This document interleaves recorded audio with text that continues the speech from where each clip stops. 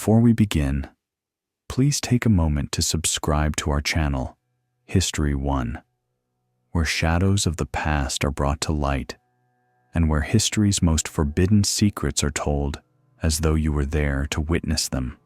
Stay with us, because what you are about to hear is not merely a tale.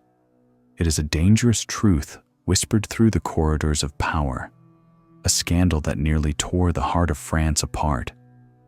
It begins, as most tragedies do, not with war or famine, but with whispers.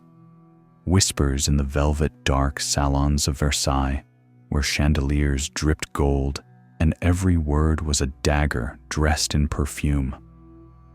Imagine, if you will, a single scandal so potent that it threatened not only the crown of France but the very foundations of monarchy itself. A queen radiant and despised, a king indecisive and bound by secrets, nobles who smiled with powdered faces while plotting betrayal behind embroidered fans, and a necklace glittering, cursed, and heavy with the weight of deceit that became the spark of an inferno. The affair I will tell you about is one of Europe's most notorious, and yet what lies behind the polished surface of history is far darker than most dare to say. It is not merely about stolen jewels or false promises. It is about hidden loyalties, secret societies that threaded through the veins of the nobility, and a plot that, if successful, might have altered the course of the entire continent. Tonight, we step back into the mid-18th century, where the decadence of Versailles masked corruption, and the French monarchy teetered on the edge of collapse long before revolution swept through its gilded halls. What you are about to hear is the royal scandal that almost destroyed France. The air in Versailles was always thick with perfume, but beneath it lingered another scent, the sour metallic tang of suspicion. Marie Antoinette, the Austrian-born Dauphine turned queen, had been in France for years, yet she was still an outsider to the French nobility. They called her l'Autrichienne, a cruel pun, the Austrian woman, which to their ears also whispered, bitch. She was young, beautiful, and carefree, but in the eyes of many, she was already guilty of extravagance, of foreign influence, and of arrogance. But the queen's true enemies were not the people of Paris, starving though they were. No, her most dangerous foes dined beside her, danced with her, and bowed with mechanical grace at court. The nobility of France was a web of intrigue, each thread quivering with ambition, envy, and resentment. And at its center, like a spider waiting for prey, was a scandal waiting to unfold. The story begins not with the queen herself, but with a cardinal, Louis de Rohan. He was a man of immense ambition, desperate to restore his family's waning prestige at court. Yet he carried with him a fatal flaw. His pride had been wounded years before, when Marie Antoinette had made it clear she despised him. He had insulted her mother, the Empress of Austria, during his time as ambassador, and the queen never forgave him. From then on, Rohan was a shadow at Versailles, a man excluded from the queen's inner circle. And in Versailles, exclusion was worse than exile. Enter a woman named Jeanne de la Motte. She was of noble blood, at least distantly, but her family had long since fallen into poverty. Clever, beautiful, and dangerous, she knew that Versailles was a place where lies could be spun into fortunes.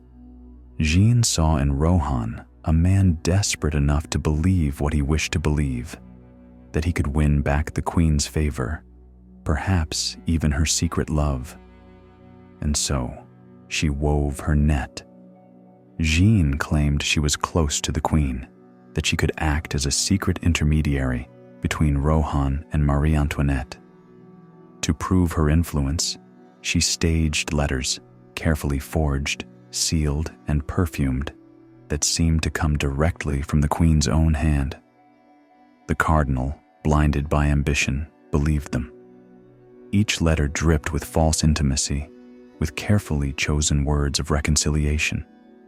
Soon, he was convinced that the Queen wished to meet him in secret. But Versailles was never kind to secrets. One night, under the shadowed groves of the palace gardens, Rohan was led to a clandestine meeting.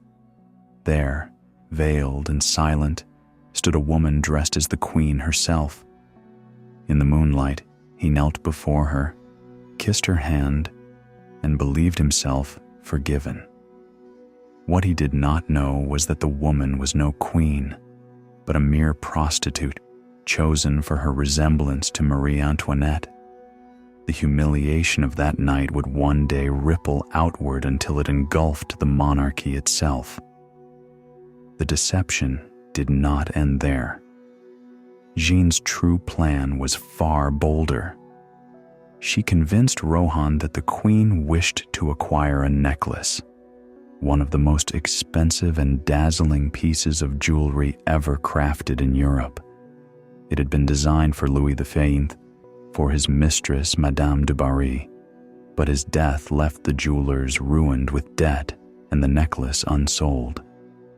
Now, Jeanne claimed, the Queen desired it, but could not openly purchase such an extravagant piece when the people already accused her of wastefulness. If Rohan could act as intermediary, arranging the purchase quietly, he would not only restore his honor, but secure the Queen's eternal gratitude. Blinded by the illusion of power, he agreed. The necklace was worth more than 500,000 livres, a fortune vast enough to fund armies. But to Rohan, it was merely the price of redemption. He believed he was acting for the Queen. Instead, he was handing his future, and perhaps France's future, into Jeanne's waiting hands. But here is where the story becomes more than a tale of jewels and deceit. For whispers at court suggested Jeanne was not acting alone. Behind her, it was said, were other hands, shadowy figures in the nobility who wished to see the Queen disgraced, who longed to fracture the monarchy from within. Was Jeanne merely a pawn? Or was she part of a deeper conspiracy, one that sought to destroy Marie Antoinette not by swords or riots, but by scandal? This was the scandal of the diamond necklace, but the true scandal, the one buried beneath layers of gossip and accusation, was darker still. Because what if the plot had succeeded? What if the Queen had been completely broken by the shame, her reputation destroyed beyond repair years before the Revolution? Would France have fallen earlier? Would the Revolution have been bloodier? Or might the monarchy never have survived long enough to face the guillotine at all? The answer lies not only in what happened, but in what was meant to happen. And to uncover that, we must go deeper. The day the necklace changed hands, Versailles trembled without realizing it. The glittering chain of diamonds, shimmering like frozen fire, passed through grasping fingers and sealed the fate of all who touched it. Cardinal de Rohan, certain he was fulfilling the Queen's secret wishes, accepted the necklace from the jewelers on her supposed behalf. With solemnity, he promised payment would follow soon, through the Queen's trusted friend, Jeanne de la Motte. But what he did not know was that Jeanne had no intention of letting the Queen even glimpse the necklace. The moment it left the jeweler's vault, it was dismantled in secret, its stones sold piece by piece to greedy merchants across Europe. And while the diamonds scattered into the shadows of the continent, the name of Marie Antoinette became shackled to the crime. For Jeanne, it was the perfect crime. The Queen humiliated, Rohan deceived, and herself enriched beyond imagination. But perfection has a way of unraveling, especially in Versailles, where envy sharpened eyes and ears. Rumors spread with the swiftness of fire. Servants whispered, nobles smirked behind lace fans, and in the streets of Paris, the tale grew monstrous. The queen, they said, had orchestrated the scheme herself. She had used Rohan as her puppet to obtain a necklace too costly to buy openly. The people, already starving, did not doubt it for a moment. Had she not built her pleasure palace at Petit Trianon? Did she not drape herself in silks while children died in the alleys of Paris?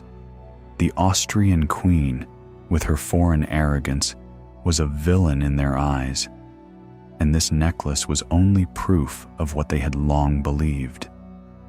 But Marie Antoinette, when she first heard of the affair, laughed. She dismissed the rumors as absurd, too ridiculous to be taken seriously. Surely the people would not believe that their queen had stooped to such petty theft. Surely the nobility, who knew her disdain for Cardinal de Rohan, would see through the lies. Yet she underestimated the venom of Versailles and the hunger of Paris for scandal. And then came the day of the public humiliation. The Bastille was not yet stormed, but already revolution stirred in the hearts of the people. And into this restless world walked Cardinal de Rohan, arrested before the entire court on August 15th, 1785, the Feast of the Assumption. Imagine the scene: the gilded halls of Versailles, thronged with courtiers in shimmering brocade, watching in frozen disbelief as one of the highest princes of the church was led away like a common criminal. The charge? That he had acted as intermediary in a sordid plot, claiming to act for the queen herself. For Marie Antoinette, it was a nightmare. Though she was innocent, she was dragged into the filth of the affair. She had never written the letters, never met Rohan in the gardens, never touched the necklace, but none of it mattered. The very fact that her name was entangled was poison. To the public, she was guilty because they wanted her to be guilty. The trial that followed was not merely about a necklace. It was a spectacle, a battle between the monarchy's fragile dignity and the people's growing fury. In the shadowed chambers of the Parlement of Paris, lawyers and pamphleteers sharpened their pens like knives. The evidence was presented, the letters examined, the impostors questioned. Jeanne de la Motte, in her arrogance, believed she could outwit them all. But the deeper the judges dug, the more contradictions surfaced. Still, the real trial was not Jeanne's or Rohan's. It was the Queen's. Pamphlets circulated through Paris, their words dripping with venom. They painted Marie Antoinette not as a queen, but as a seductress, a conspirator, a woman of insatiable greed. One pamphlet whispered that she had secretly met the cardinal in her chambers, another that she had financed secret lovers with the stolen jewels. The accusations were wild, obscene, and false, but truth no longer mattered. It was here that history began to tilt, because behind the official scandal, there were darker whispers, whispers of a faction within the nobility who had quietly encouraged Jeanne's scheme, not for jewels, but for destruction. Certain powerful families, jealous of the Queen's influence and fearful of her Austrian connections, sought to undermine her by any means. If Marie Antoinette could be painted as corrupt, they reasoned, the monarchy itself would weaken, and with it, the power of her husband, Louis XVI. And so, hidden hands stirred the scandal's fire, ensuring every pamphlet was printed, every rumor spread, every doubt magnified. Whether Jean herself knew she was a pawn in something larger remains uncertain. What is certain is that the scandal grew until it became unstoppable. At the climax of the trial, the judges delivered their verdict. Cardinal de Rohan was acquitted. Jean de la Motte was found guilty, publicly whipped, branded with a V for volus, thief, and imprisoned. But the Queen, though not on trial, emerged as the true loser. Because in the court of public opinion, Marie Antoinette was guilty forever. She had not stolen a necklace, but she had lost something far more precious: the love of her people. The affair of the diamond necklace became the stain that no crown could polish away, the crack in the monarchy that widened into a chasm, and finally into a revolution. And yet, hidden beneath the surface of this tale lies a greater mystery. Why did so many believe the Queen guilty when the evidence was so thin? Why did pamphlets flow through Paris with such unnatural speed? Was this merely coincidence, or the careful orchestration of those who had long desired the Queen's downfall? To answer that, we must look beyond Versailles, beyond the glitter of diamonds, and into the secret societies and noble conspiracies that threaded through 18th century Europe. Because this was not just a scandal, it was a warning. In the glittering candlelight of Versailles, the surface of the affair seemed to have been settled. Jean de la Motte rotted in prison, branded and disgraced. The cardinal, his pride shaken, was acquitted but humiliated, his ambitions left in tatters. Officially, the case was closed.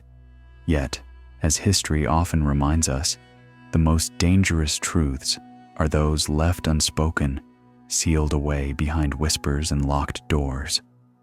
Marie Antoinette believed that justice had been done, that her innocence would shine clearly at last. But she was mistaken. The people of France, their bellies empty and their anger swelling, had chosen their truth, and that truth was her guilt. What fueled their certainty? How could rumor outweigh law, slander defeat judgment? The answer may lie in the unseen hands that guided events, manipulating both crown and court. For in 18th century France, there were forces at work that went far beyond the jeweled corridors of Versailles. Networks of secret clubs and hidden societies, cloaked in ritual and bonded by oaths, threaded their way through the nobility. Some were Masonic lodges, gatherings of men who spoke of philosophy, freedom, and reform, but whose ambitions often edged toward subversion. Others were older, more shadowed groups, tied by bloodlines and old feuds, who viewed the monarchy not as sacred, but as an obstacle to their own power. It is no coincidence, many historians now whisper, that pamphlets against the Queen appeared in Paris as if conjured overnight, their printers funded by unseen purses. Nor is it chance that Jean de la Motte, a woman of little standing, found herself with sudden influence, sudden access to the highest reaches of society. She was clever, yes, but who stood behind her?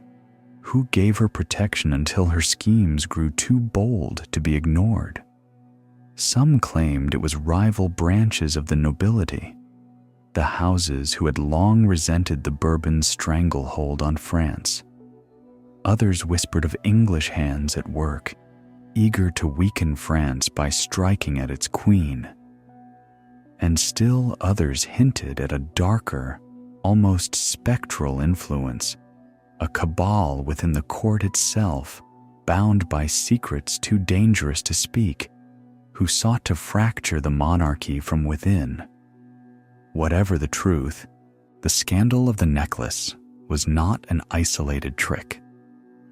It was a spark lit deliberately, tossed into the tinder of public rage, and once it caught, It could not be contained.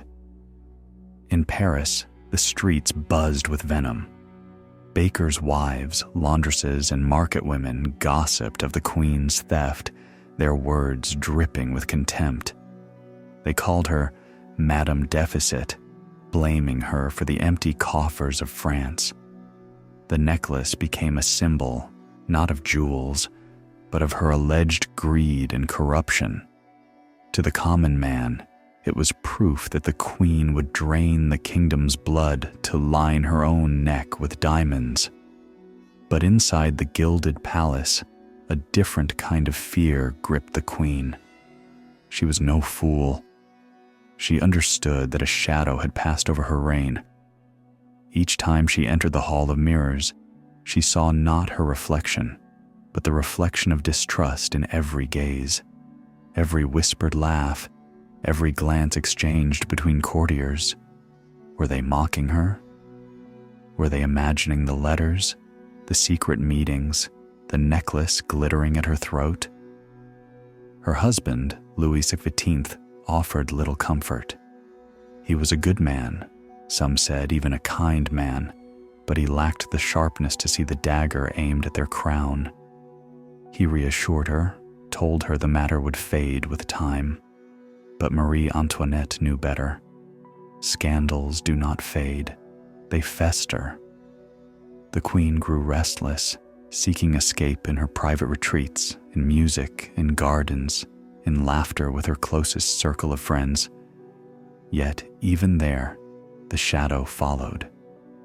Some of those she trusted most, ladies of the court, favored companions, were suspected of carrying tales to the pamphleteers, of betraying her secrets in exchange for promises or coin. Versailles was a palace, yes, but also a cage of mirrors, where friend and enemy wore the same powdered face. Meanwhile, Jeanne de la Motte, imprisoned yet unbroken, continued to spin her tale. From her cell, she wrote memoirs, scandalous pages filled with venom against the Queen. These writings slipped into Paris, printed and spread by eager hands. Though disgraced, Jeanne had found a new weapon, the pen. She declared herself a victim, claimed she had acted only at the Queen's command, painted herself as the unfortunate pawn of a reckless sovereign. Her words poured oil onto the fire, and the fire leapt higher still. But here lies the most unsettling question. Why was Jeanne allowed to write at all? Why did her venomous memoirs flow freely into the streets when other prisoners had their voices silenced? Was it incompetence or deliberate design? Did someone within the higher circles wish her words to escape, to fan the flames until no amount of royal denial could quench them? The diamond necklace affair, then, was more than a jewel heist, more than a fraud. It was a carefully orchestrated strike against the monarchy, a scandal designed not to enrich, but to weaken, not to steal, but to destroy. And it succeeded. For from that day forward, Marie Antoinette was no longer simply a queen in the eyes of her people. She was a villainess, a foreign thief, a woman whose name became a curse whispered in every alley and marketplace. And in this poisoned soil, the seeds of revolution took root. Yet even as the guillotine had not yet been dreamed of, the question remains: who truly had set this scandal in motion? Who stood in the shadows, tugging at the strings of Jeanne de la Motte, of Cardinal de Rohan, of the Parisian presses? The answer, if it can be found, lies deeper still, in the tangled rivalries of noble houses, in the secret brotherhoods of Europe, and in the one truth that history rarely admits, that the fall of France was not merely the will of the people, but the design of those who knew how to shape their fury. The deeper one peers into the affair of the diamond necklace, the more it ceases to resemble a petty fraud and instead takes on the contours of a calculated conspiracy. It is as if Jean de la Motte, the cunning architect of deception, had been but one piece on a chessboard arranged by unseen hands. Consider this. France in the 1780s was not merely decadent, it was fractured. The nobility, once united under the Sun King, had split into rival factions, each nursing ancient feuds and jealous ambitions. At court, whispers of betrayal were more common than prayers, and alliances shifted like the wind. Many families, once close to the throne, now found themselves sidelined by Louis XVI's cautious policies or overshadowed by the radiant presence of his queen. They resented Marie Antoinette's influence, her Austrian blood, her private circle of favorites who locked them out of privilege. To them, humiliating the queen was not simply gossip, it was vengeance. But vengeance requires tools. And what better tool than a woman like Jeanne? Born of noble descent but stripped of wealth, she was both desperate and daring. Her lineage gave her an excuse to move in noble circles. Her poverty gave her no choice but to exploit them. Yet how did she, a woman of little standing, obtain such access, such confidence, such uncanny protection?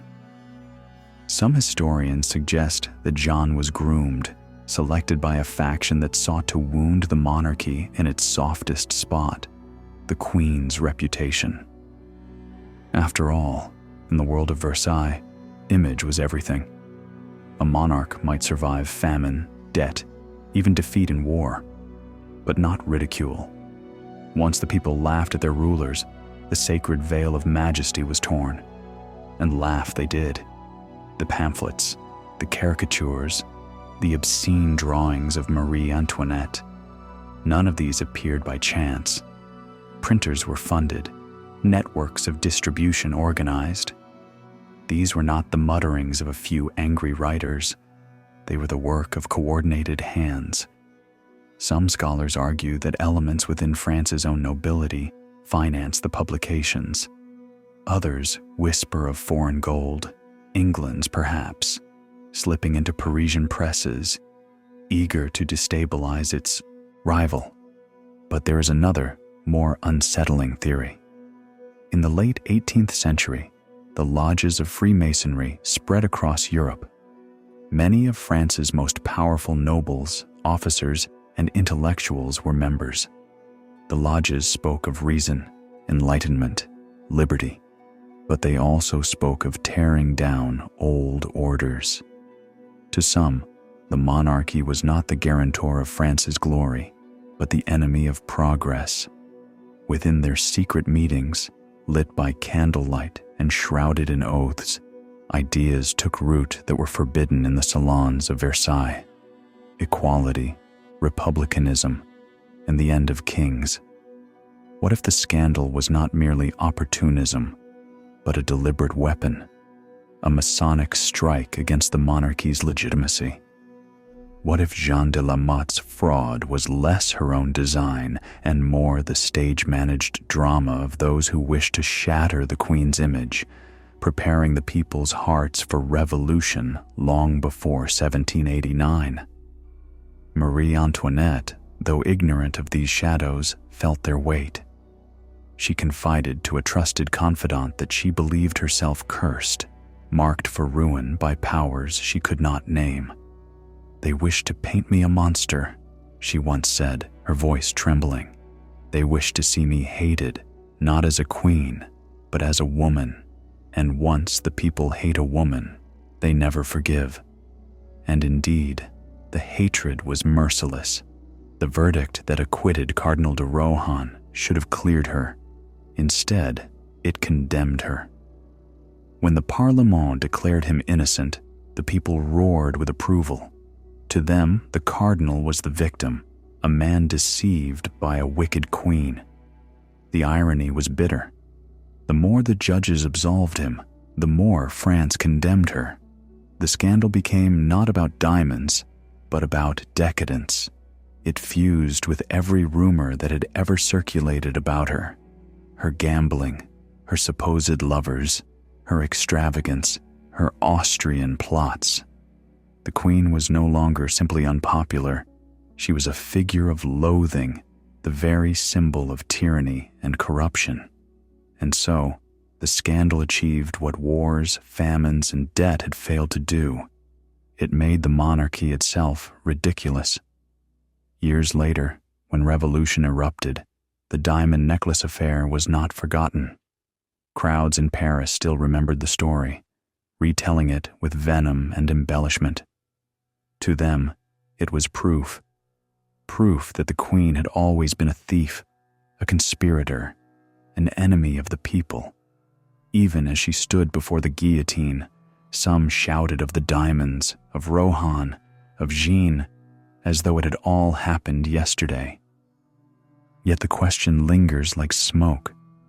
Was it truly the folly of a single woman, Jeanne de la Motte, that brought down a queen?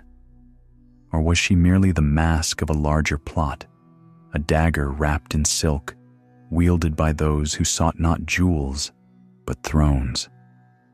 For in the affair of the diamond necklace, the diamonds were scattered and forgotten, but the scandal they carried never faded.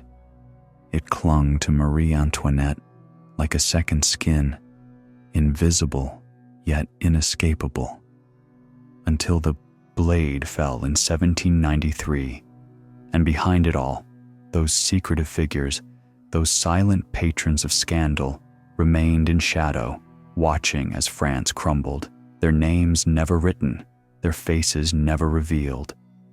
The true scandal, perhaps, is not that a necklace ruined a queen. The true scandal is that someone intended it to.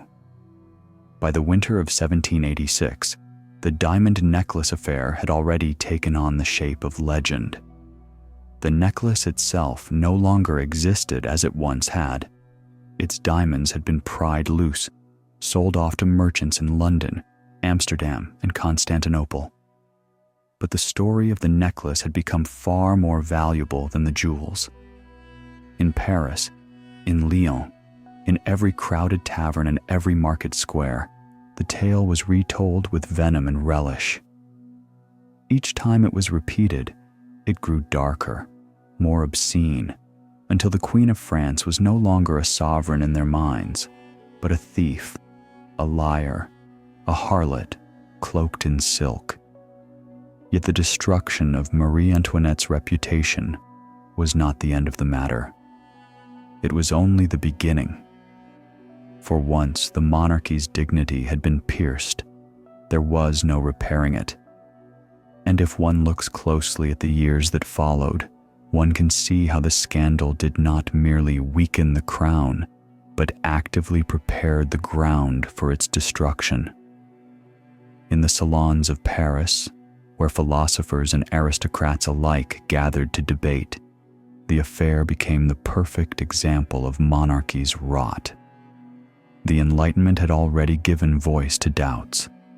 The writings of Voltaire, Rousseau, and Montesquieu questioned the divine right of kings.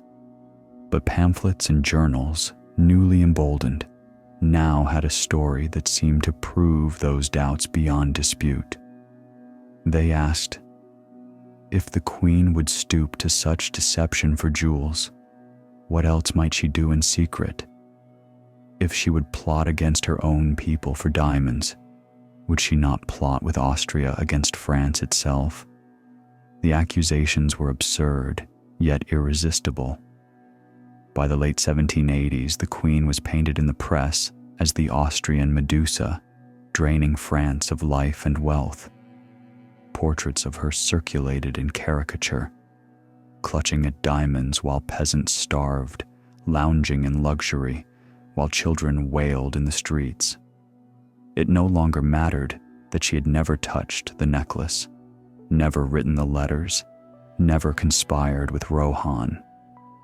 The truth had been swallowed whole by the hunger for scandal. But what of Jeanne de la Motte, the woman who set the fire? From her prison, she continued her campaign, Smuggled manuscripts told her version of events, each page drenched in spite. She portrayed herself as an innocent, ensnared by the Queen's caprice, a victim of royal cruelty. And incredibly, her words found readers, not only in France, but across Europe.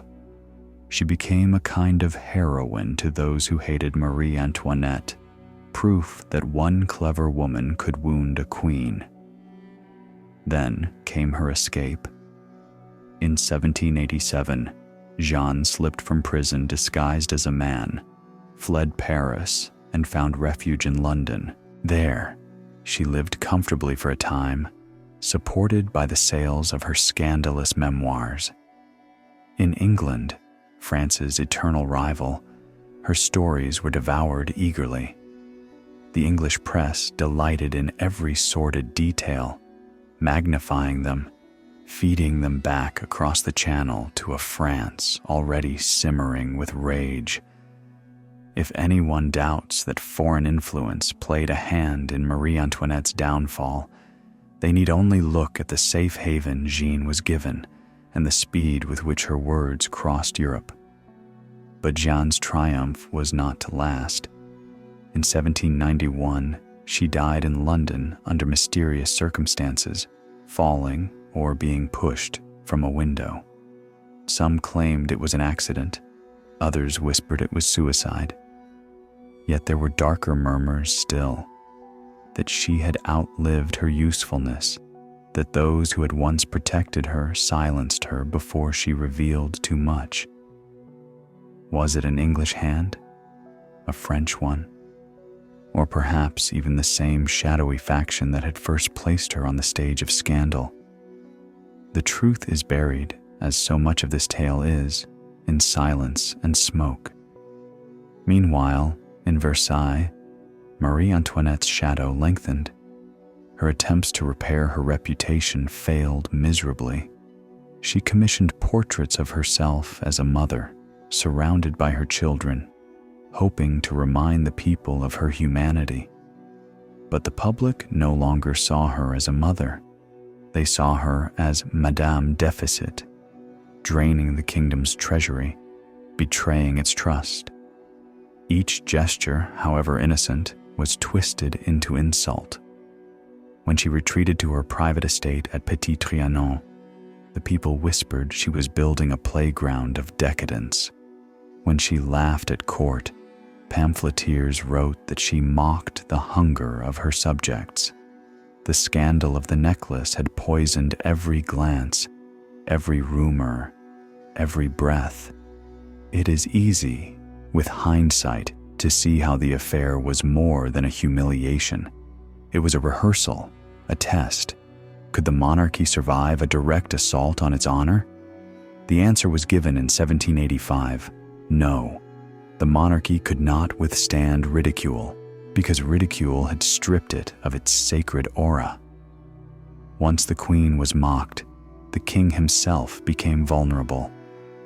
And so, 4 years later, when revolution broke upon France, the affair of the diamond necklace returned to the people's lips as if no time had passed.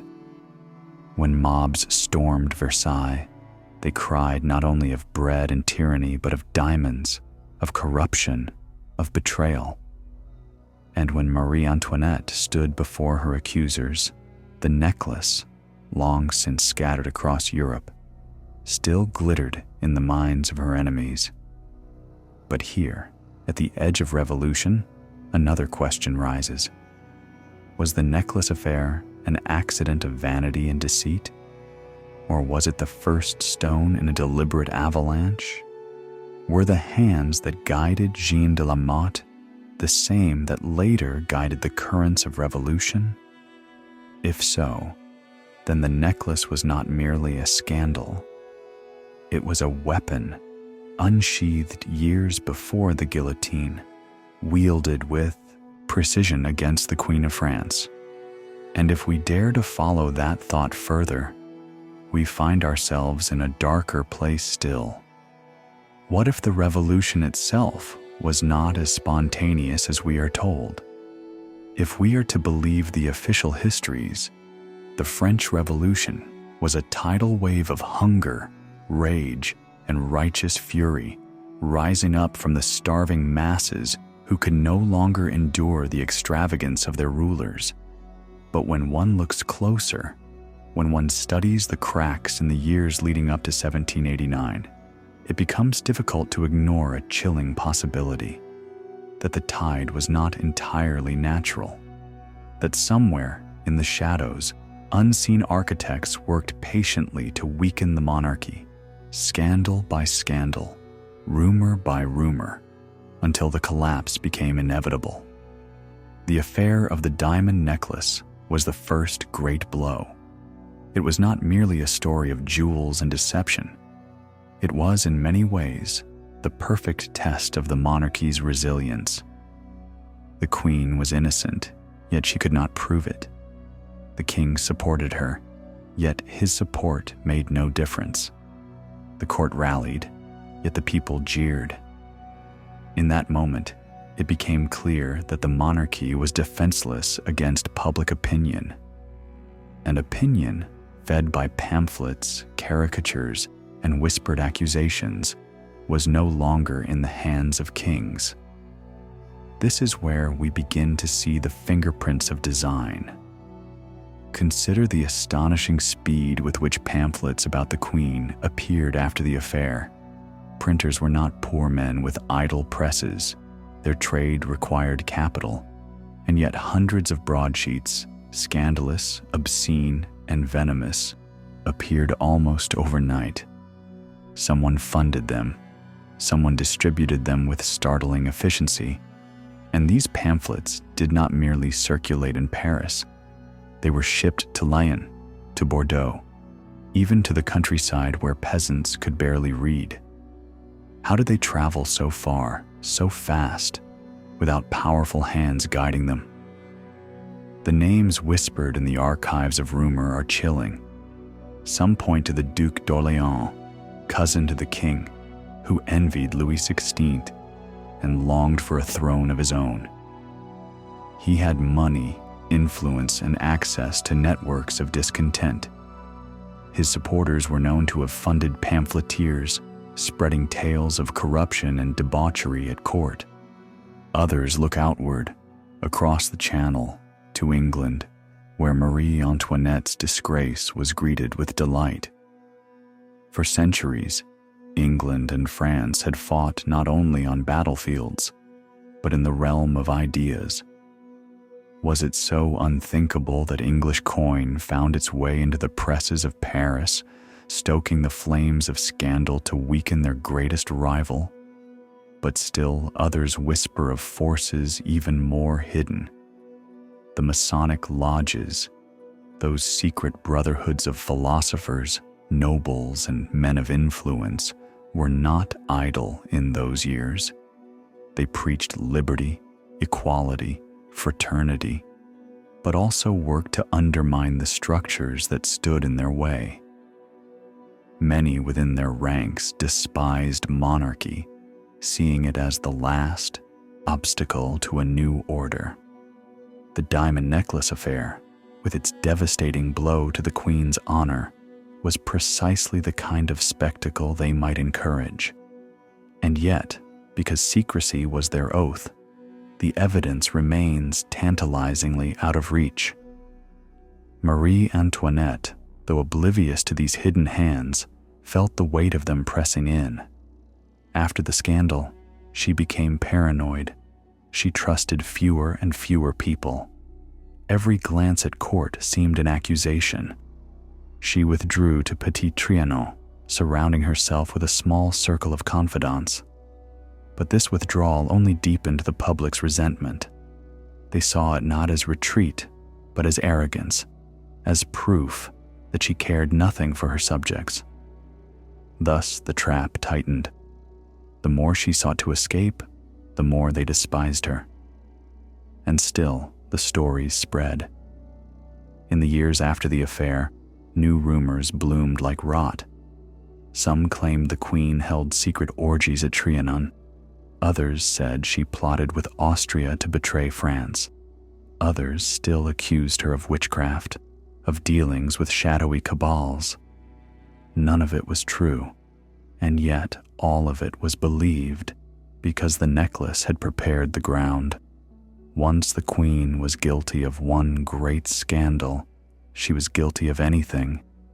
It is here that the true genius of the affair can be seen.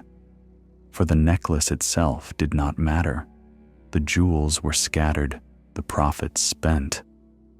What mattered was that it had broken the invisible shield that protected monarchs from ridicule. Once Marie Antoinette became a laughingstock, the monarchy itself was no longer sacred. And once the monarchy was no longer sacred, the guillotine was only a matter of time. But here lies the deeper mystery. Was this sequence of events truly accidental? Was it truly the folly of Jeanne de la Motte, a clever adventuress seeking wealth? Or was she merely the visible spark of a fire kindled by others, nobles who wished to topple the queen, foreigners who wished to weaken France, secret societies who wished to unmake kings altogether? The revolution that followed would be filled with chaos and blood. But the first stroke, the first crack in the edifice, was delivered not by mobs or guillotines, but by a necklace. One scandal, one humiliation, one whisper too many. And so we return to the question that haunts the affair: who truly wanted the queen destroyed? For it was not the people alone who hated her. Their hatred was guided, sharpened, directed, until the day came when their fury would no longer need a necklace to ignite. The last years before 1789 were like the long intake of breath before a scream.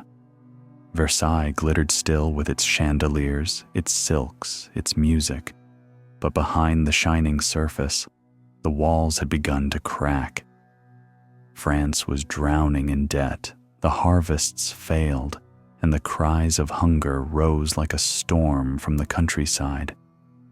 Yet it was not only famine that ate at the monarchy's strength, it was suspicion, planted like a seed years earlier by the diamond necklace affair. Every move Marie Antoinette made was interpreted through the lens of scandal. When she appeared in a new gown, it was whispered that she had purchased it with stolen funds. When she commissioned a portrait, it was said she sought to hide her greed behind paint. When she retreated to Petit Trianon, away from the suffocating court, pamphlets claimed she had built a hidden palace of vice, where she entertained lovers and squandered the people's gold. This was the true legacy of the necklace. The queen could no longer escape her enemies, because her enemies now lived in the imagination of her people. But was it only imagination? Behind the curtain of gossip, darker currents flowed. Secret meetings were held in Parisian salons, where nobles excluded from the king's favor plotted against him. In smoky taverns, men spoke openly of republicanism, emboldened by the growing weakness of the crown. And in the lodges of Freemasonry, discussions turned from philosophy to action. The words liberty and equality became not ideas but weapons sharpened against the ancient order. And yet, one must ask, how did such whispers spread so far, so fast, across a kingdom where most men and women could not even read? How did rumor leap from Versailles to the smallest village, until even peasants who had never seen a diamond in their lives spoke bitterly of the queen's jewels? This is the mystery that haunts the affair, that the story of the necklace spread not naturally, but unnaturally, as if guided by unseen hands. The answer may lie in the machinery of propaganda. In those years, printing houses sprang up across Paris like weeds. Many were funded not by their owners alone, but by mysterious patrons whose names were never revealed. They poured money into pamphlets, cheap, scandalous, and irresistible. A literate man would read aloud in the marketplace, and 100 illiterate men and women would hear. Thus, one pamphlet became 100 voices, and 100 voices became 1,000. And at the heart of those pamphlets was always the same figure: the Queen, the foreigner, the thief of France. The attack was relentless and always personal. Kings had been hated before, but never had a queen been singled out with such venom. She was accused of adultery, of incest, of treason, each charge more obscene than the last. And all of them, though false, were made plausible by the memory of the necklace. Marie Antoinette tried to fight back. She commissioned portraits that showed her as a devoted mother, as a woman of modesty and virtue. One such painting depicted her with her children, with an empty cradle meant to symbolize the loss of her youngest daughter. It was intended to move hearts, but when it was displayed in Paris, the crowd jeered. They saw not a grieving mother, but a liar trying to buy sympathy. The public no longer believed her capable of honesty. This is the cruelty of scandal. Once a person is branded guilty, innocence no longer matters. The truth becomes irrelevant. The image becomes everything. And yet, behind this tragedy, one feels again the cold breath of conspiracy. It is one thing for a woman like Jeanne de la Motte to deceive a cardinal.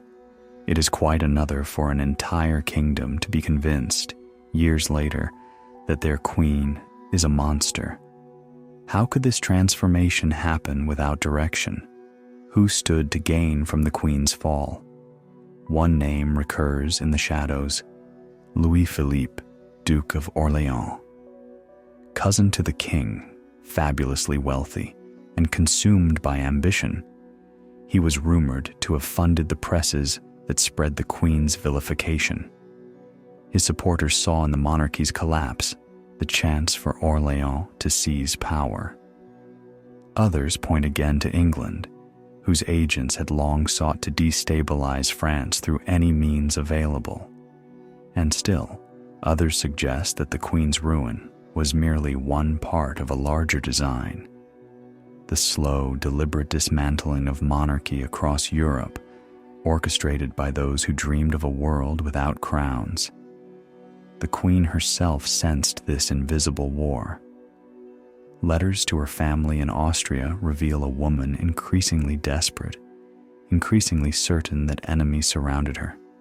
She begged her brother, Emperor Joseph II, for counsel, for support, for understanding. "They will destroy me not with swords," she wrote once, "but with whispers. Already, I feel their net tightening." And indeed, the net was nearly closed.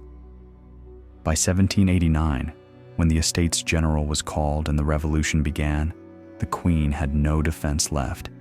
The people remembered only the necklace, the scandal, the pamphlets. They no longer saw a queen. They saw a parasite, an enemy of France. Her words, her tears, her pleas could not pierce the veil of hatred that had been woven around her. And so, when the revolution erupted, it was not merely bread or taxes or hunger that drove the people into the streets. It was the image of a queen already condemned in their hearts, long before she ever stood before a tribunal. The affair of the diamond necklace had achieved its purpose. The monarchy's sacred aura was broken. The queen was no longer untouchable. And somewhere, in the shadows, the architects of her ruin must have smiled. What is most unsettling, perhaps, is not simply that Marie Antoinette was destroyed by a lie, but that the lie was so carefully crafted, so perfectly tailored to her weaknesses, that it became indistinguishable from truth. The diamond necklace affair was not a mere crime of fraud. It was a masterstroke of psychological warfare wielded not against a single woman, but against the very institution of monarchy itself. For centuries, the French monarchy had thrived on myth. Kings were not simply men, they were consecrated figures, chosen by God, anointed with oil that sanctified their rule. Queens, too, held a mystical aura, embodying fertility, grace, and divine favor. But myths, once broken, are nearly impossible to repair. And the scandal of the necklace tore through those illusions with surgical precision. Let us look closely at its design. First, it targeted the queen directly. Unlike past scandals which involved courtiers or ministers, this one placed Marie Antoinette herself at its center. The brilliance of Jeanne de la Motte's deception was not simply in tricking the Cardinal de Rohan. It was in ensuring that the queen's name was woven into the crime. She was innocent, yes, but she could never prove that innocence to a skeptical public. In fact, the more she protested, the more she seemed guilty. Second, the scandal struck at a moment when France was already bleeding. Years of poor harvests had left the people starving. The treasury was empty, drained by wars and mismanagement. In such an environment, the idea of a queen secretly purchasing diamonds worth a fortune was not merely believable. It was enraging. The story fit perfectly into the narrative of a monarchy that consumed while its subjects starved. Third, it was theatrical.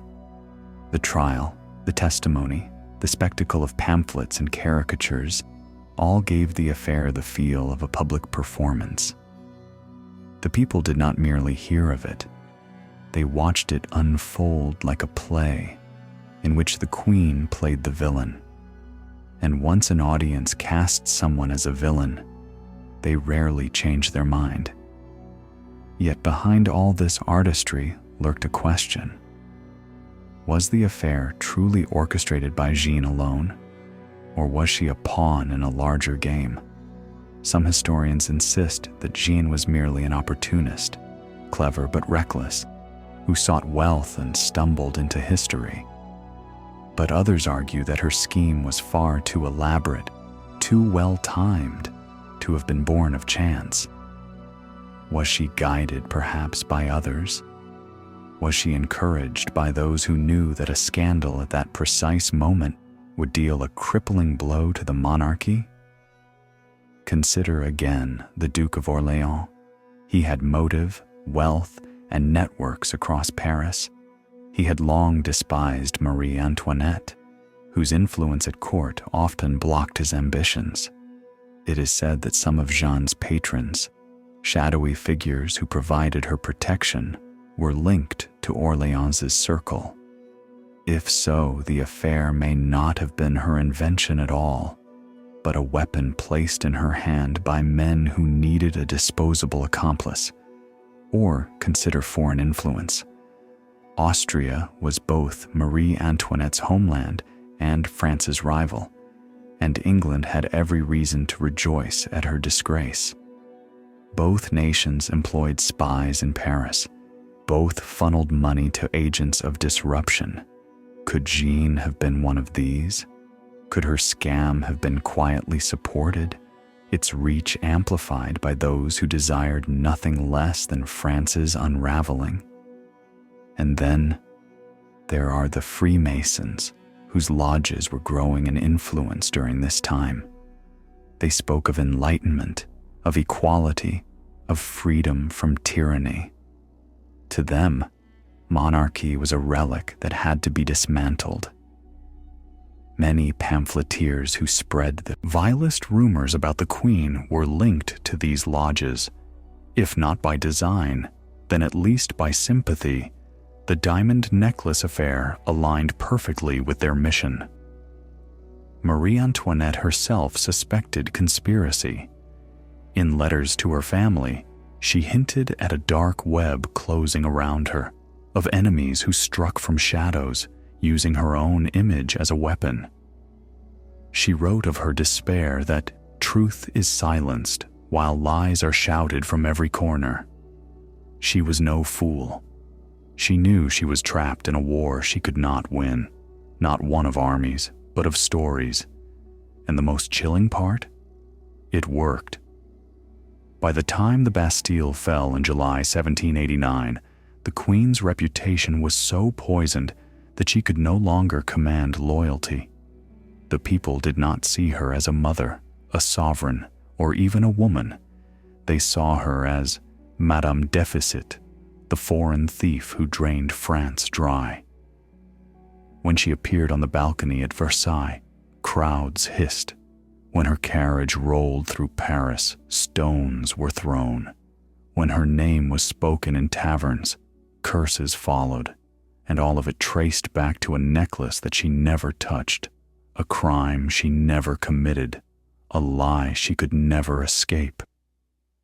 The affair of the diamond necklace was the beginning of the Queen's end.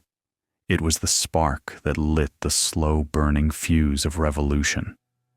And whether it was crafted by chance or by conspiracy, it revealed something far more terrifying than jewels or fraud: that the monarchy of France, once untouchable, could be destroyed not by armies, but by whispers. But was it only France? For in the years that followed, other monarchies too would tremble. Kings across Europe watched Marie Antoinette's downfall with horror, knowing that scandal and rumor could just as easily be turned against them.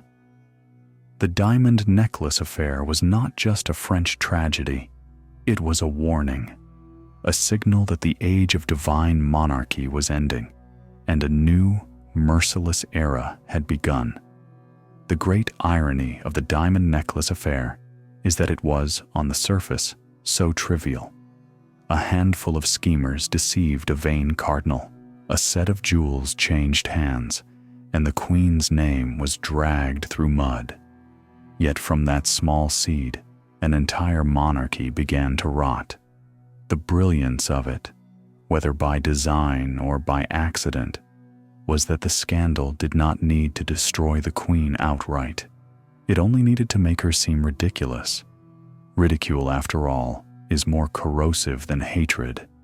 Hatred can inspire fear, but ridicule breeds contempt, and contempt is fatal to authority. Once Marie Antoinette was laughed at, the aura of majesty around her dissolved. A king may survive resentment, but no queen can reign in mockery. The pamphlets, the gossip, the caricatures, they painted her not as a monarch, but as a caricature of greed and vanity. In one widely circulated print, she was shown balancing the French treasury on her coiffure, jewels tumbling from her hands as starving peasants reached up in vain. In another, she was depicted as a harlot, lounging in luxury while her children begged for bread. Such images were absurd, yet they spread with unstoppable force. Here is where the mystery deepens. How could such images spread so quickly, with such devastating effect? The machinery of pamphleteering was not new. It had been used before to attack ministers, generals, even the Pope. But never before had it been aimed so precisely, so relentlessly at a queen. Was this truly a spontaneous outpouring of public resentment? Or was it something more calculated, a coordinated campaign, funded and orchestrated by powers that wanted France broken?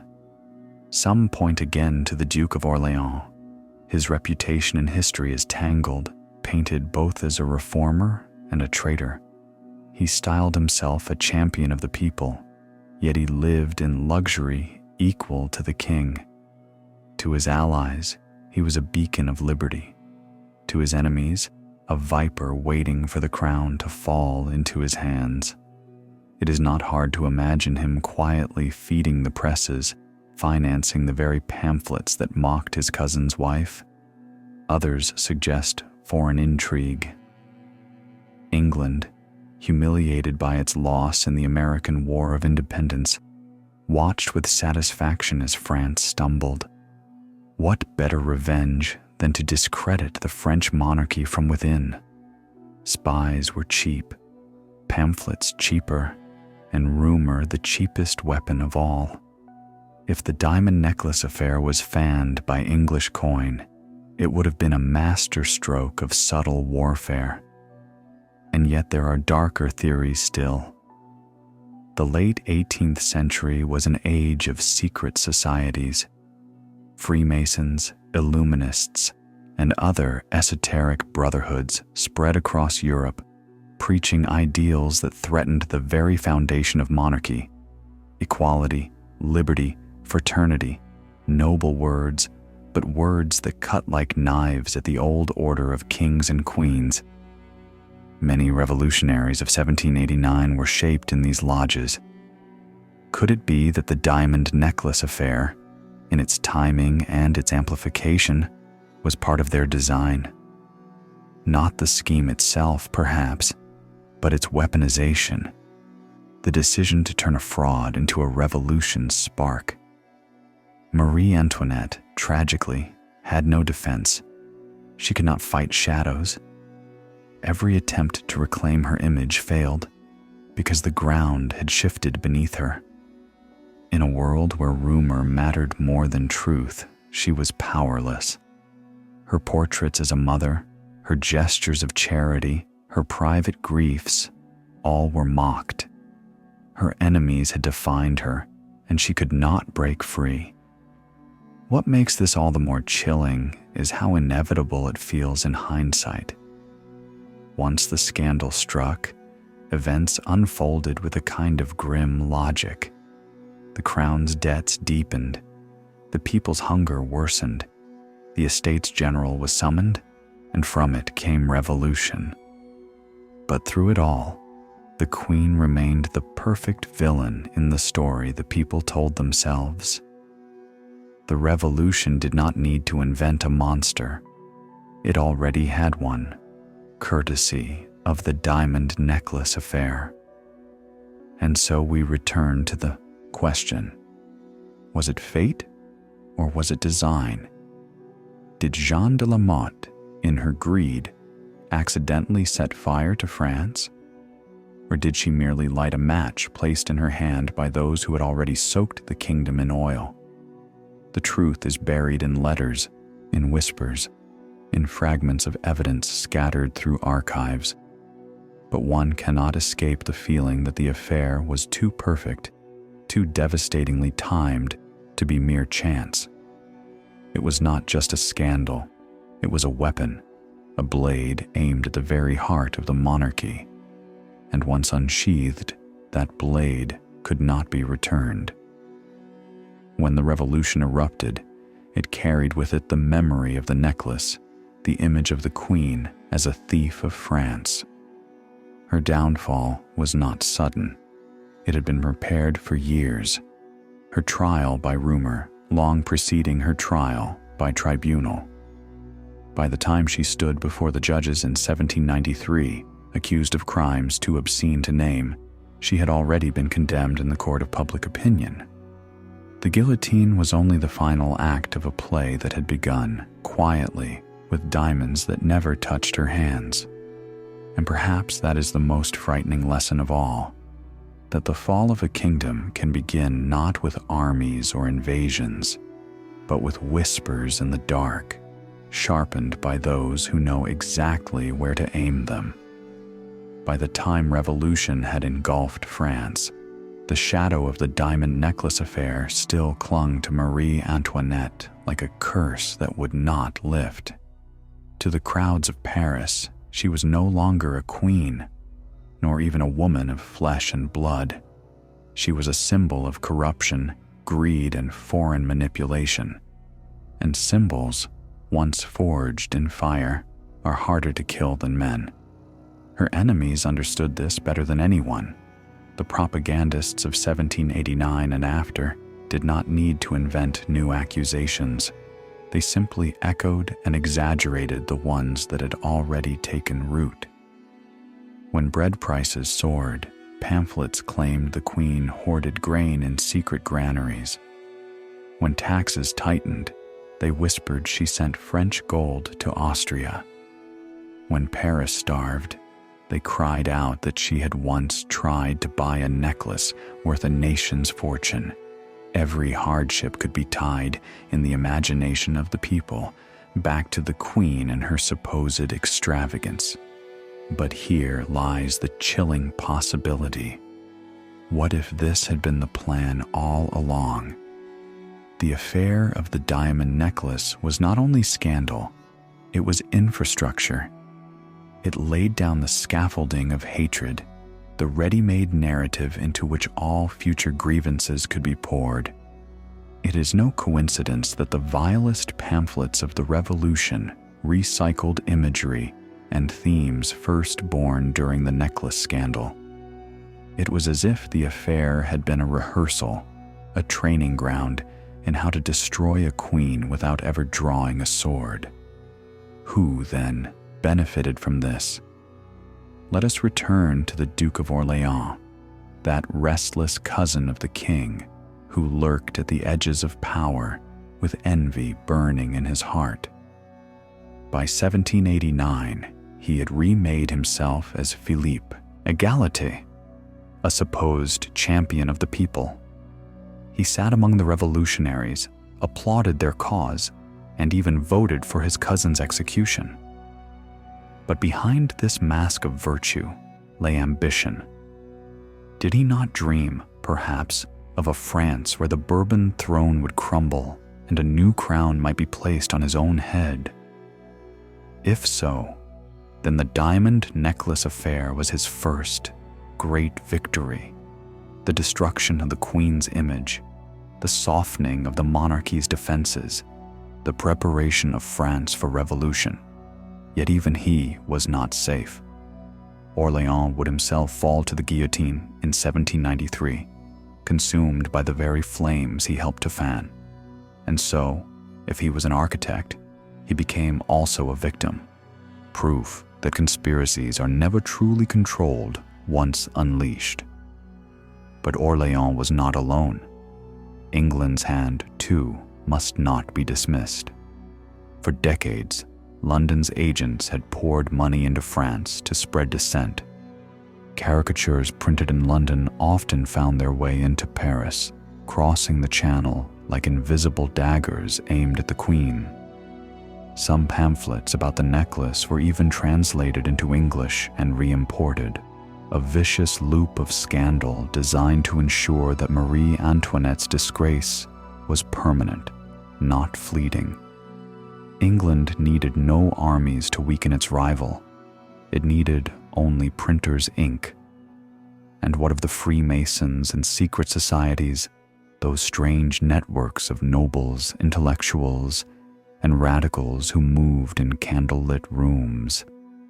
They claimed to stand for enlightenment, but their silence about the affair is telling. Many among their number despised monarchy as an outdated superstition. The necklace scandal fit their philosophy perfectly.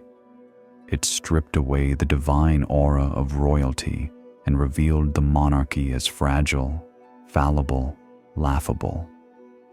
If they did not create the scandal, they certainly exploited it, nurturing the narrative that would soon blossom into revolution. Marie Antoinette, meanwhile, could only watch as her world unraveled. After 1789, her every gesture was interpreted through the poisoned lens of the necklace. When she pleaded with the king to resist the revolutionaries, she was called a conspirator. When she urged compromise, she was mocked as insincere. Even her bravery, standing firm as mobs stormed Versailles, refusing to weep when insulted, was twisted into arrogance. She had become the enemy of her own people, and no truth could save her. It is worth pausing to consider how remarkable this was. For centuries, monarchs had fallen only to wars, assassinations, or dynastic struggles. But here, in France, a queen was undone by gossip, caricature, and a single, dazzling necklace. It was not a sword that destroyed her, but the collective imagination of her subjects, an imagination carefully cultivated, perhaps, by those who understood that stories are sharper than steel. And yet, the question remains unsolved. Was this merely a convergence of chance and circumstance? A petty fraud magnified by poverty and resentment? Or was it something more deliberate, a carefully laid snare designed to break not just a queen, but a kingdom? For when one looks back, it seems almost too precise. The scandal arrived at the perfect moment, when the treasury was weak, when the harvests were poor, when discontent simmered. It struck the queen, the monarchy's most vulnerable point, where personal reputation and public authority intertwined. It spread with unnatural speed, amplified by money and networks whose origins remain murky. And it left behind a residue of hatred that endured long after the diamonds themselves were forgotten. By the time Marie Antoinette was led to the guillotine in October 1793, the crowd did not see a woman. They saw the ghost of the diamond necklace affair, the living embodiment of a scandal that had taught them to hate her. The lie had triumphed, and perhaps that was the plan all along. The morning of October 16th, 1793, was cold and gray, a fitting stage for the final act of a drama that had begun with glittering diamonds. Marie Antoinette, now a prisoner in the conciergerie, was led out to face her execution. Her hair had turned white from months of suffering, her body weakened by captivity. Yet she carried herself with a dignity that startled even her guards. Some whispered that she looked more queenly in chains than she ever had in Versailles. As she mounted the cart that would carry her to the guillotine, the crowd jeered. "Madame Deficit," they cried, "the Austrian whore." Every insult was a dagger, but the cruelest of all were the mutterings about the necklace. Still, after nearly a decade, the scandal lingered like a curse. To many, she was not dying for treason, but for jewels she had never touched. The irony is bitter. The affair of the diamond necklace had planted the image of a queen who cared nothing for France, who squandered its wealth on luxury and intrigue. That image had grown, decade by decade, until it became unshakable. By the time she stood before the revolutionary tribunal, it mattered little whether the charges against her were true. She had been condemned long before, in pamphlets and caricatures, in whispers and rumors, in the shadow of diamonds that never belonged to her. But the question that still haunts history is this: was her death the inevitable result of circumstance, or the deliberate outcome of conspiracy? Let us return once more to the scaffolding of scandal. The affair had revealed the power of narrative, and those who sought to dismantle monarchy understood this power well. Every subsequent accusation against the queen rested on the foundation laid by the necklace.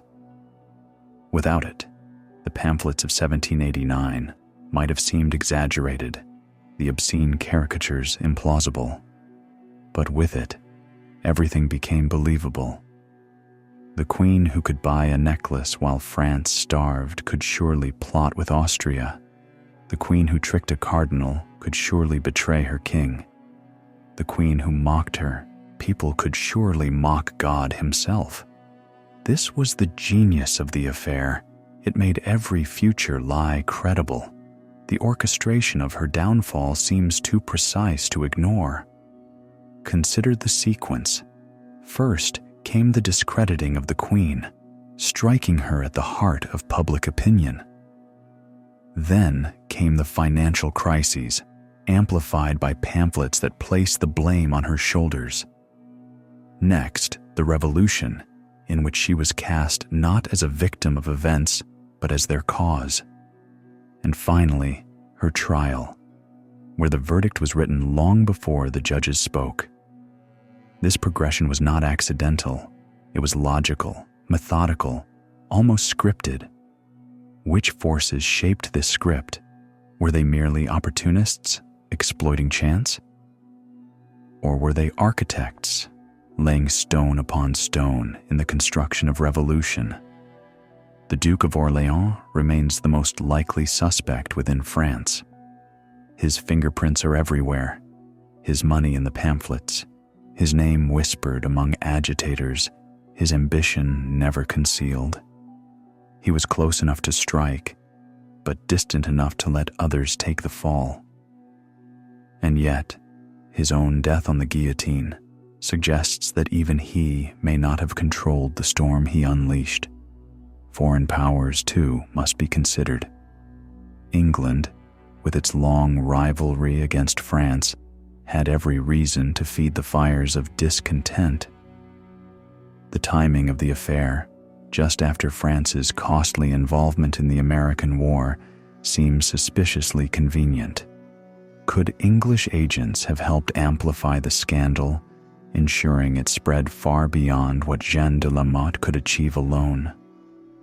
And what of the secret societies, the Freemasons, the Illuminists, the underground brotherhoods who dreamed of a world without crowns? They spoke of enlightenment and reason, but their methods were shadows and whispers. In the diamond necklace affair, they found the perfect weapon, the destruction of monarchy not by violence, but by ridicule. It was, perhaps, the first true revolution of the mind, a war fought not on battlefields, but in the imagination of the people. Marie Antoinette's final words, spoken as she accidentally stepped on her executioner's foot, "Pardon me, sir, I did not do it on purpose," echo like a cruel reminder of her fate. She died apologizing for what she had not done, just as she had lived condemned for crimes she never committed. And yet, behind her death lies the larger mystery. Who truly killed the Queen? The guillotine may have claimed her body, but it was scandal that killed her spirit long before the blade fell. The affair of the diamond necklace was the silent executioner, the unseen dagger that struck at Versailles years before the revolution ever began. It is tempting to see history as chaos, as accident, as the messy convergence of hunger, debt, and anger. But in the case of the Queen, one cannot ignore the pattern, the design, the precision with which her reputation was dismantled. If the diamond necklace affair was a trap, then Marie Antoinette was not merely a victim of circumstance.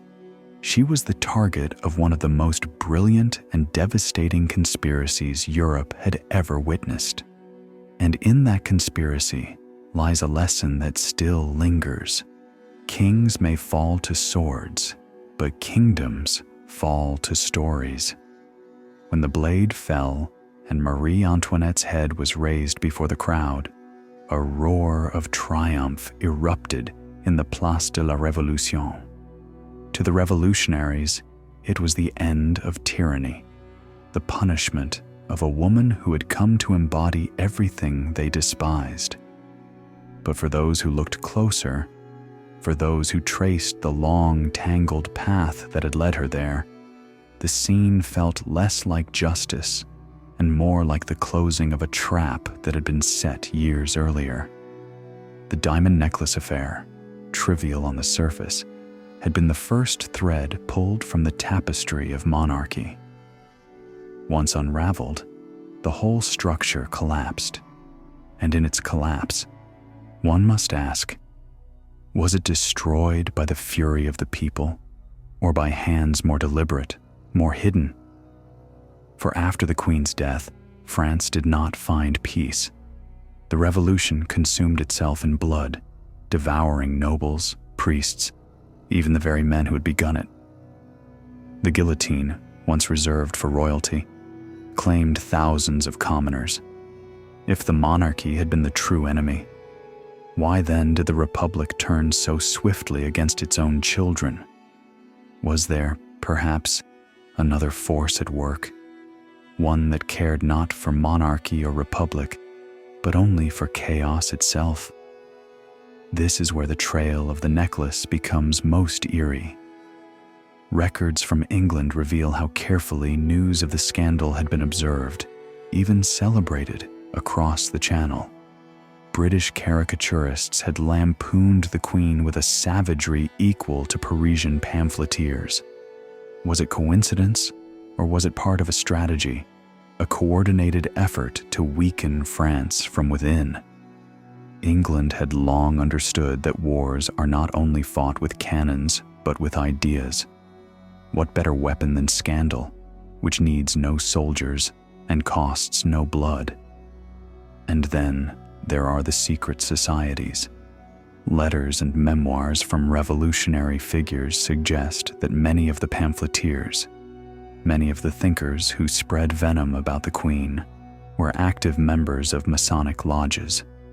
These lodges, outwardly devoted to enlightenment, were also breeding grounds for radical thought. They saw monarchy as an ancient superstition, a chain binding humanity. The diamond necklace affair gave them their perfect symbol, a queen disgraced, stripped of her divine aura, mocked as a liar and a thief. Whether or not they orchestrated it, they ensured the scandal would never be forgotten. But perhaps the most unsettling theory is that the affair was never about Marie Antoinette at all.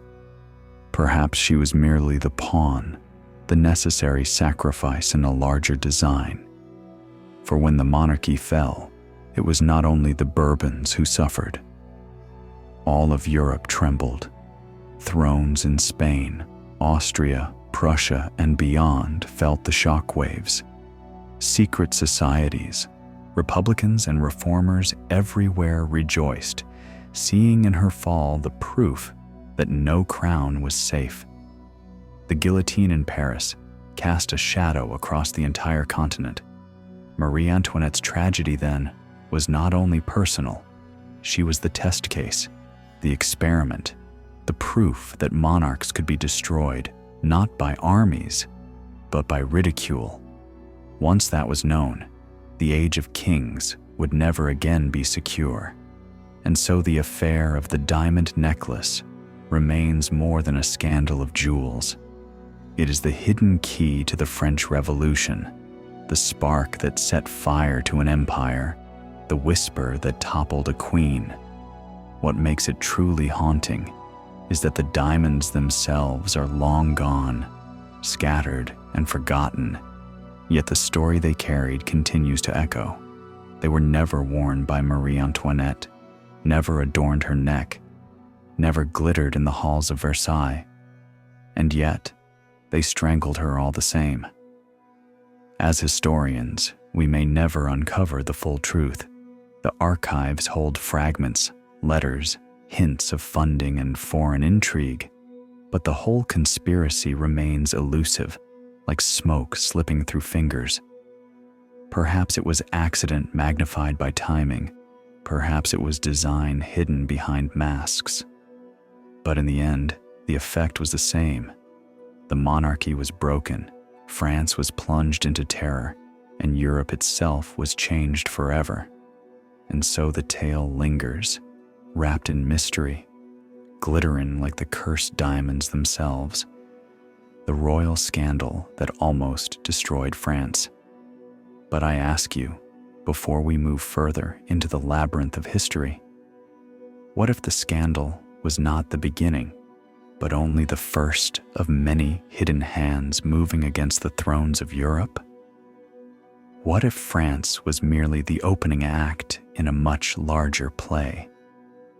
In the wake of Marie Antoinette's death, the streets of Paris were washed in blood, but also in whispers. Revolutionaries congratulated themselves on their triumph, yet even among them, doubts grew.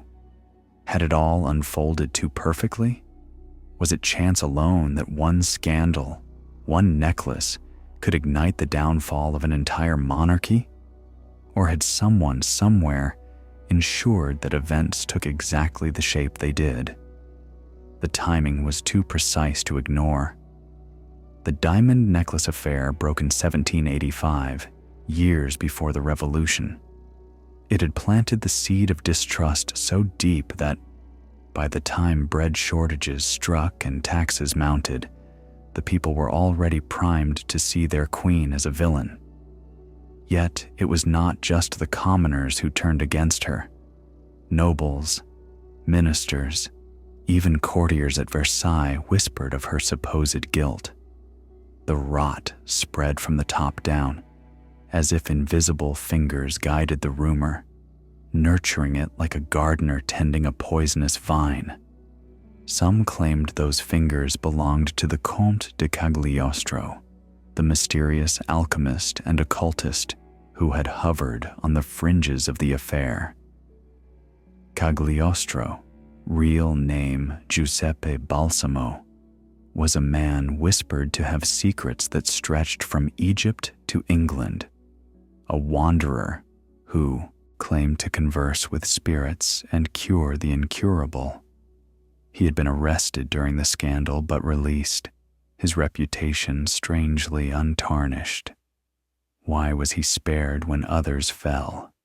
Some suggested he was an agent of higher powers, either of the Freemasons, the Illuminati, or even shadowy foreign courts. Documents seized during the Revolution hinted payments, gold moving across borders, pamphlets printed with funds from unknown patrons. Was Britain, France's eternal rival, paying for the Queen's destruction? Or was it Austria, who sought to punish her for her failure to sway French politics in Vienna's favor? Conspiracies abounded, and in those dangerous years, everyone was ready to believe them. And yet, amid the storm of theories, one truth is undeniable. The affair worked because it attacked not the body of the monarchy, but its spirit. Kings and queens ruled by belief, by the divine aura that surrounded them. Marie Antoinette's trial was never truly about jewels. It was about her honor. When the world believed her capable of lying, cheating, and conspiring in something so vulgar as a jewel theft, the sacred veil was ripped away. She became not a queen, but a woman mocked, and from there her fall was inevitable. That was the true weapon. A bullet kills a king. Scandal kills a dynasty. The revolutionaries carried this lesson well beyond France. The same tactics appeared in whispers across Europe. Pamphlets slandering monarchs in Spain, caricatures ridiculing the Prussian court, rumors undermining Russian czars. Was this coincidence or a coordinated campaign? Perhaps the diamond necklace was only the rehearsal, the experiment that proved the method. It is here that the story turns darker still. Some revolutionary writers, years later, confessed that they had not acted alone. Funds came mysteriously, presses appeared, and networks carried their words far beyond what they could afford. Their pens, they said, were guided by unseen patrons. Who were these patrons?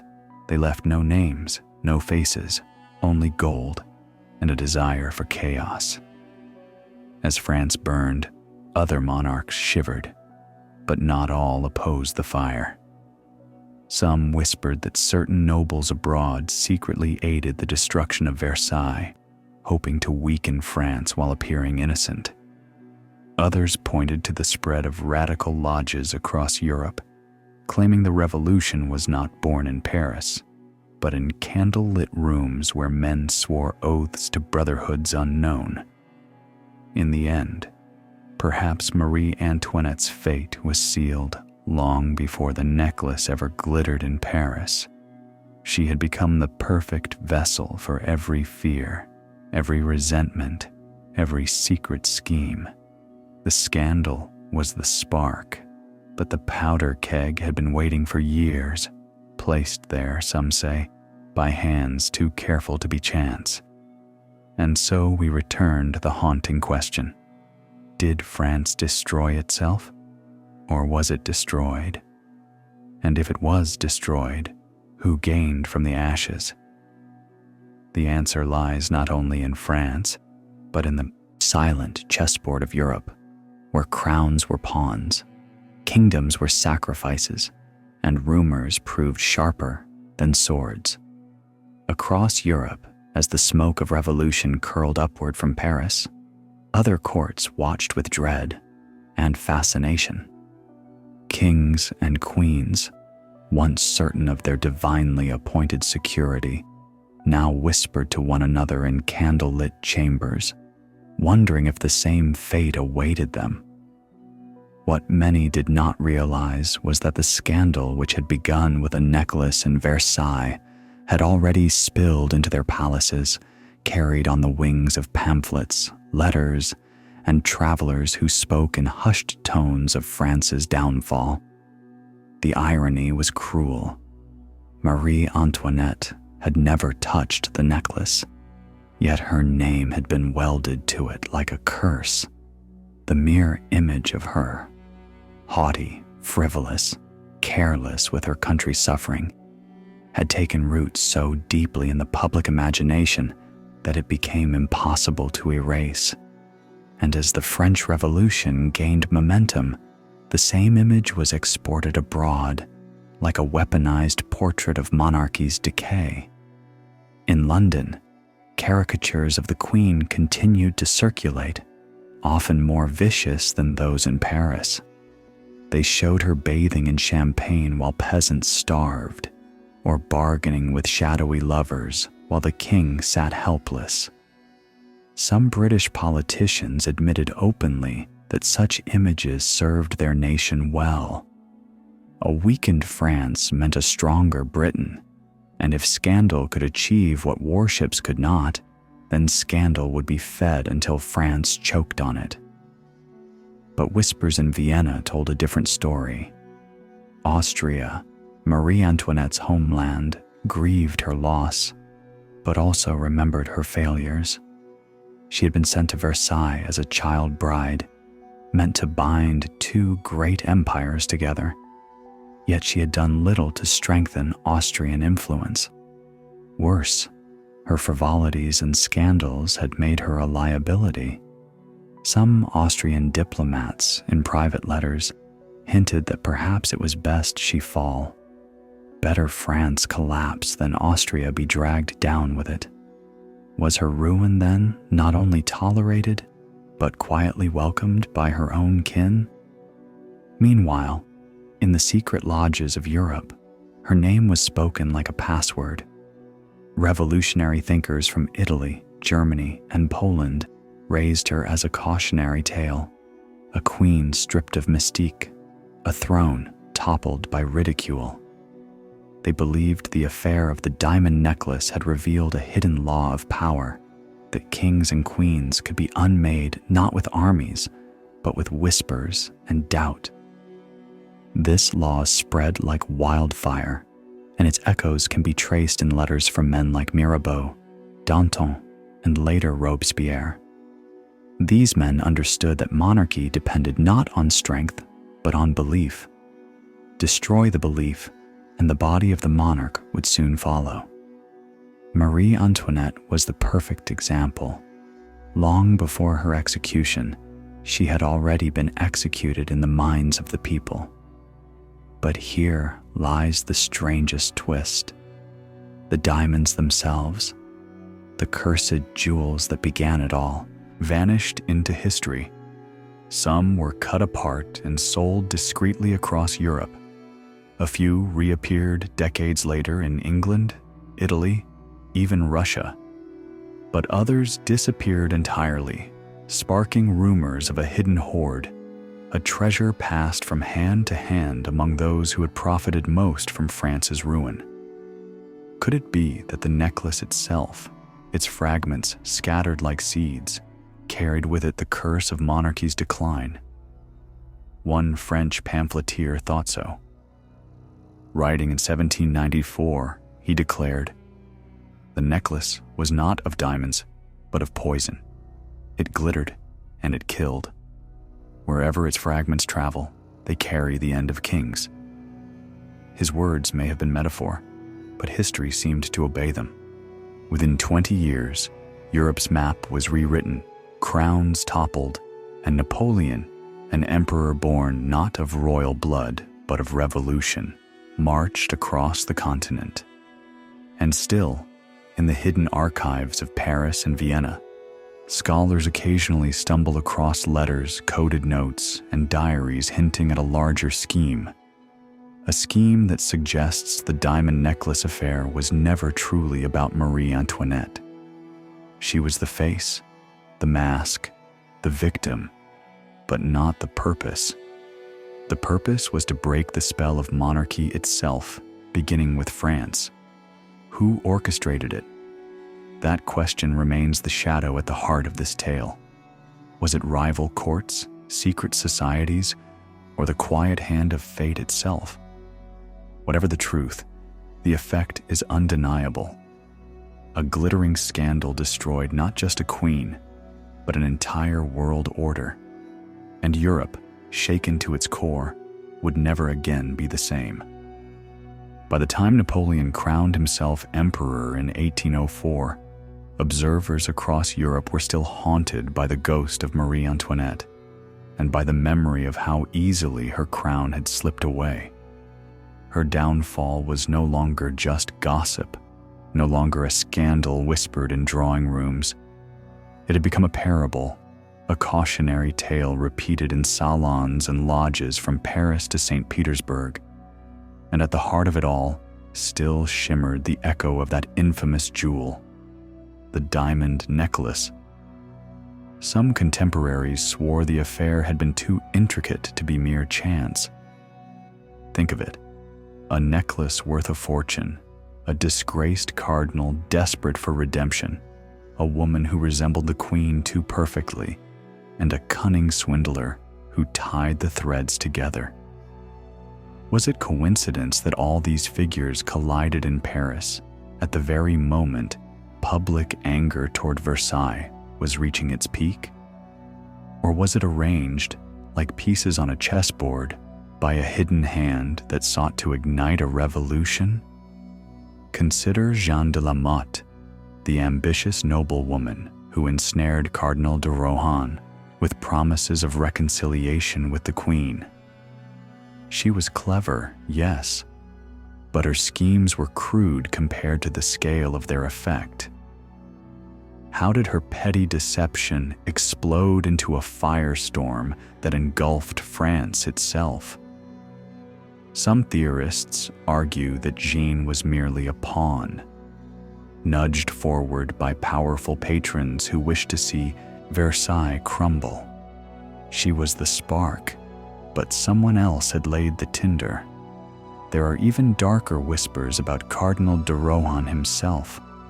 Was he truly duped, or was he complicit? His trial was dramatic, his reputation in tatters, yet he escaped the guillotine. Some believe he was spared because he knew too much, because if he revealed what he truly knew about the scheme, powerful men would have been unmasked. Rohan lived out his life quietly in exile, never speaking of the affair again. Silence, perhaps, was the price of his survival. Meanwhile, the diamonds continued their phantom journey across Europe. A few stones were rumored to have reached the Ottoman court, glittering in Istanbul's markets before vanishing again. Others, it is said, found their way into the private collections of English nobles, hidden in vaults where they could never be traced. Each diamond carried not only its brilliance, but also the weight of a queen's destruction. To wear one, some whispered, was to wear a piece of her downfall. But the true danger of the scandal was not in the diamonds themselves. It was in the poison it injected into the bloodstream of Europe. The idea that monarchs were not untouchable, that their image could be shattered, their dignity ridiculed, their very humanity exposed. Once that idea spread, there was no returning to the old order. Monarchs who once sat upon thrones believing themselves chosen by God now looked nervously at their portraits, wondering what whispered stories might undo them next. If a queen could be mocked for jewels she never touched, then what slander might await them? Could they be accused of adultery, corruption, or betrayal? And who would believe their innocence once the rumor had taken root? This fear became a weapon in its own right. Political enemies learned quickly that it was not armies but stories that toppled thrones. The revolutionaries of Paris had mastered it, but they were not alone. From Italian republicans to German radicals, from British satirists to Russian reformers, all adopted the same weapon: scandal. Marie Antoinette had been the first royal to be destroyed by it, but she would not be the last. And here lies the chilling mystery. Was it all the design of disparate forces acting by chance, or was there a single current guiding it all? A hidden network with one aim: to bring down the monarchies of Europe, one by one. The diamond necklace affair was the test. France was the theater. Marie Antoinette was the chosen victim. And once the curtain fell, the age of kings would never again be safe. The further one digs into the affair, the more it resembles not a scandal, but a ritual, a carefully staged drama with actors who often did not realize the roles they were playing. To the public, it was a tale of greed, lust, and deception. But beneath the surface, its design appears almost surgical, to sever the bond between crown and people, to make the queen not a figure of reverence but of ridicule. Consider the setting. Versailles, the glittering jewel of France, where every corridor dripped with gold and mirrors reflected endless images of power.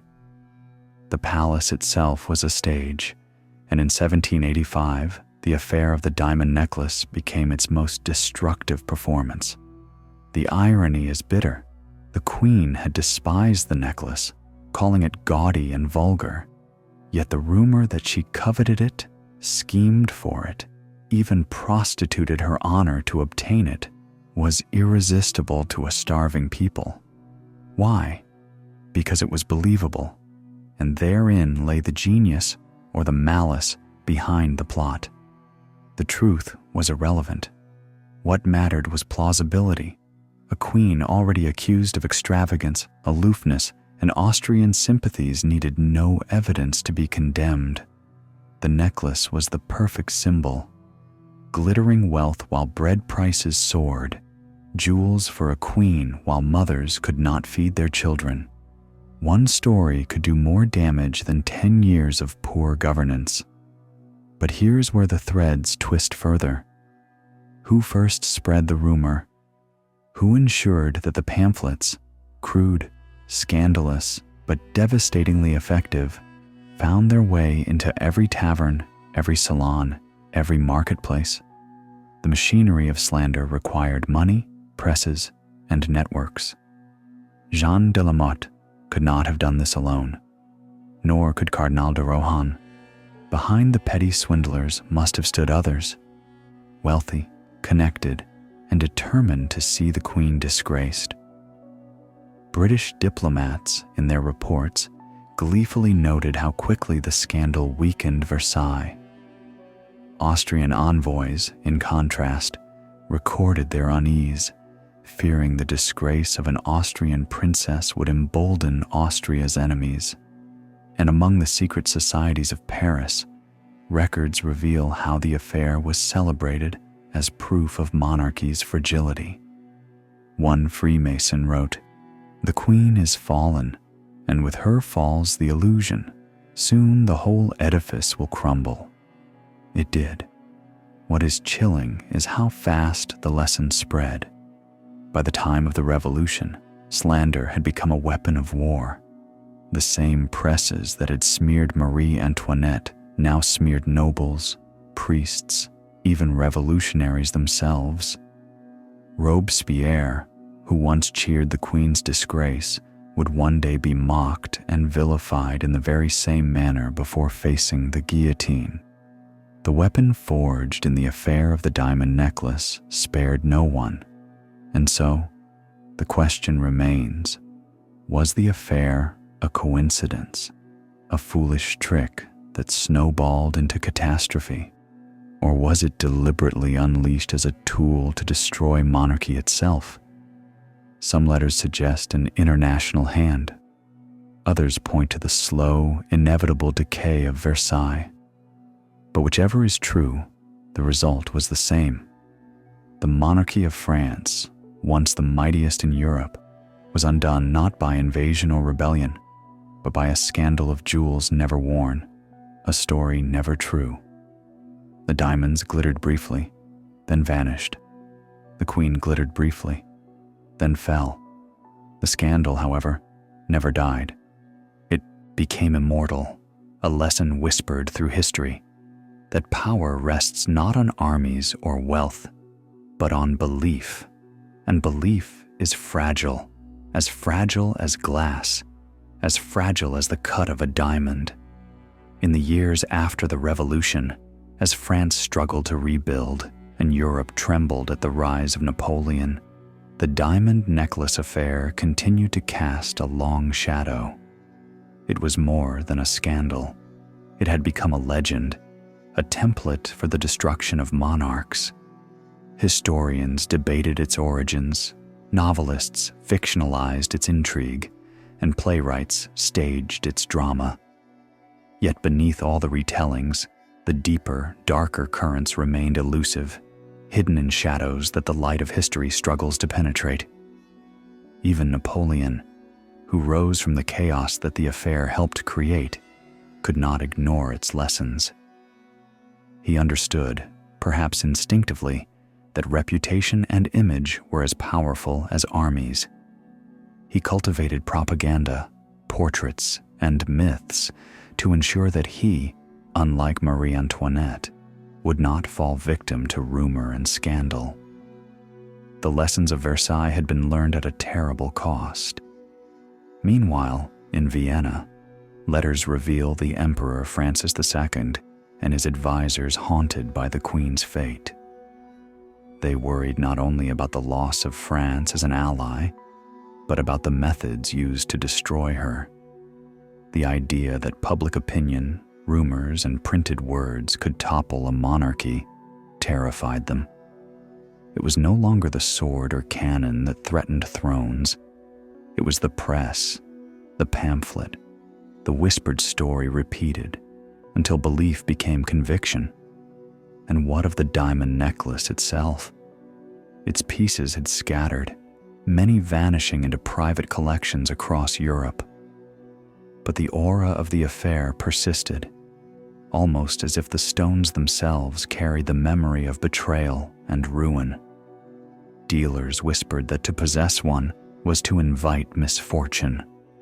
Monarchs and wealthy collectors, superstitious or shrewd, bought and sold in secrecy, aware that the true power of the necklace was not its sparkle, but the story it had ignited. Across France, memory of the Queen lingered, growing into legend. Children were told of the Austrian witch who had squandered her people's wealth. Courtiers whispered of her extravagance and cunning, and in secret salons, revolutionaries and conspirators alike debated who had truly orchestrated her downfall. Jean de la Motte, the Duke of Orléans, foreign powers, secret societies, or some combination beyond human reckoning. The more one studies it, the more the affair reads less like history and more like a parable of power itself. Kings and queens are vulnerable not only to armies but to stories. Public belief is the crown upon their heads, invisible yet essential, and once it is broken, no sword can restore it. Marie Antoinette's downfall demonstrates this truth with terrifying clarity. She did not fall because she was weak, but because a carefully constructed lie convinced the world that she was. Even today, historians are haunted by the possibilities. Was Jeanne de la Motte merely an ambitious woman, greedy and reckless? Or was she a tool guided by hidden hands across Europe? Did Orléans manipulate events from behind the curtain?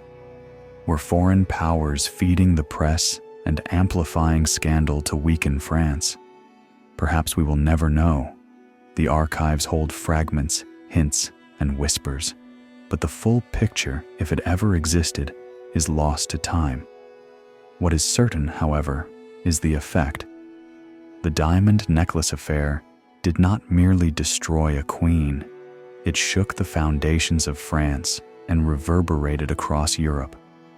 It taught the world a lesson in power, perception, and vulnerability that monarchs could not ignore. It proved that the pen and rumor and story could strike deeper than the sword. And so the tale of Marie Antoinette and the cursed necklace remains as a warning. The greatest threat to a crown may not be rebellion or invasion, but whispers in the dark, carefully crafted and repeated until belief turns to conviction. The diamonds, the lies, the laughter, the hatred, they endure still in memory and in the shadows of history.